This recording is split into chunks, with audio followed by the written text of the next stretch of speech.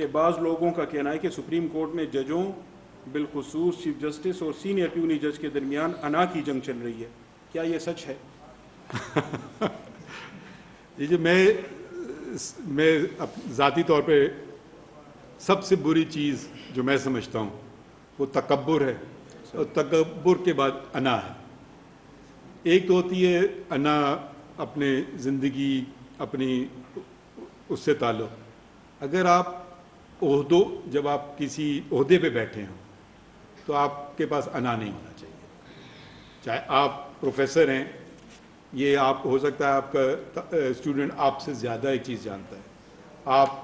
آپ کی اگر انا ہو تو آپ اس کو نیچا دکھائیں گے، یہ غلط ہے۔ میری انا، جس دن میری انا آ گئی تو میں پھر جج نہیں رہوں گا۔ تو اختلاف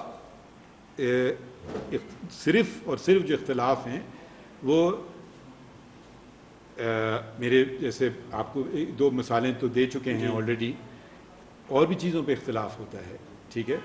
مگر اختلاف اور سے انا کا کوئی تعلق نہیں ہے۔